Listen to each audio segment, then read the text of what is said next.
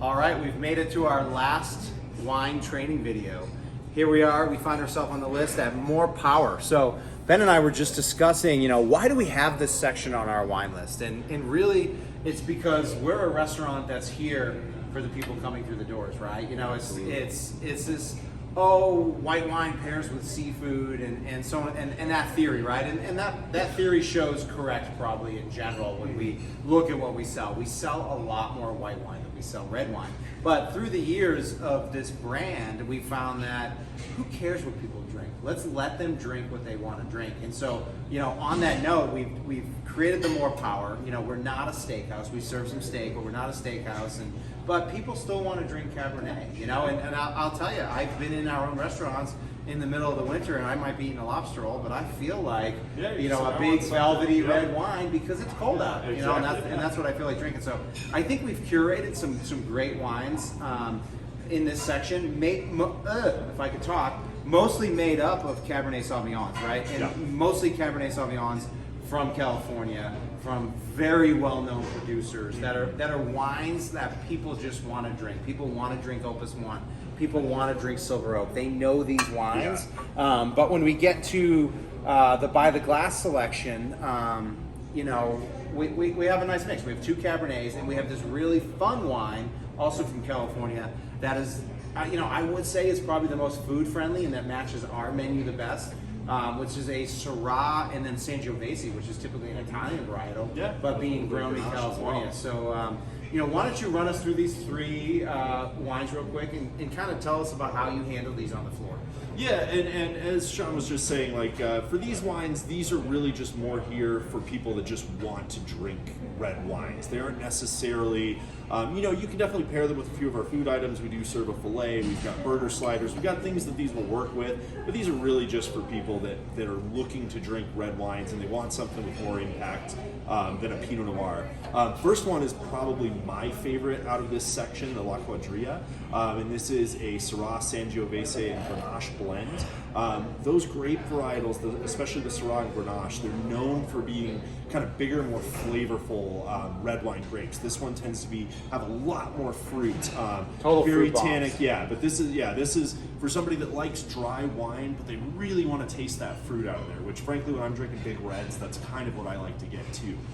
You're still going to get the burn, the grip from the tannins, but it's a little bit softer. It's really all about kind of tasting these big kind of stewed cherries, berries, blackberries, plum, all sorts of things like that. You might get a little bit of earth tobacco on there, but as Sean was just saying, this one's fruit bomb. That's what this guy's about. And people like a red blend. A lot of times I think people lean towards these red blends that are typically like Bordeaux in style, that are Cabernet, Merlot, Petit Syrah, that kind of thing. But this is for the red blend drinker, and there's a reason they're blending these grapes, right? This wine is insanely balanced. It just works. It's got the right amount of acidity, the right amount of tannin, the right amount of tobacco, the right amount of oak, the right so just really a well balanced, great red wine. This, as much as we talk about how we change the producers, we've had this on the list. I've had this on wine lists probably for getting close to 20 years now, when I sat down and tasted this wine for the first time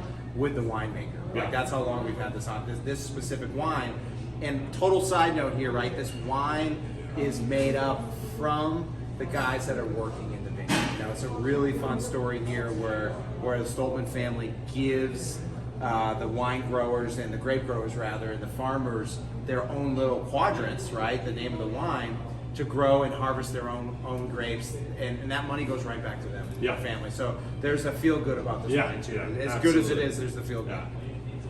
Next one on the list here is going to be the Donati family vineyards, Paso Robles, Cabernet Sauvignon. Again, this is just kind of for your people that just want to drink California Cab. This is a great kind of mid-tier Cabernet. This one's going to have a lot more fruit tannins on it. It's not going to be the biggest California Cabernet you could get, but this is kind of perfect for somebody that just comes to you and says, like, what I want is I want Cabernet, big, impactful Cabernet, and I'm not looking to pay $25 for it.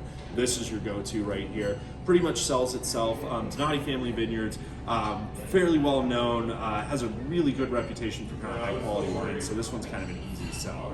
Last one here is the Péjus. This is the other one by the glass that we'll do with the Coravin, which again, you might see a training video on, or your managers will just kind of run you through how that works.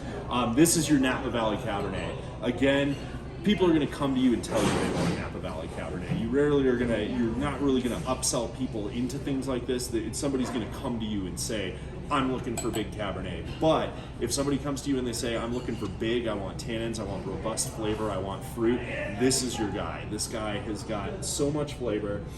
I'm going to interrupt you one more time because I just tasted these side by side, and you're right about huge tannin. Like, I want to be eating food with this Péjus. The tannins are so huge, my mouth is immediately dried out. It's got that huge green bell pepper that you find in Napa Valley Cabernet. Whereas going back to the Donati, it's a very sophisticated wine, and it's probably one of the best values on our list, honestly, for how good it is for what we charge. But it is totally a wine that you could just have a couple glasses at the bar. Yeah. Whereas this, you got to be it's still lingering on my palate right now. This guy will finish forever. He's great tannin. So if somebody comes to you and they say, I like big California Cabernets, this is your guy if you're doing by the glass. Fabulous. Cool.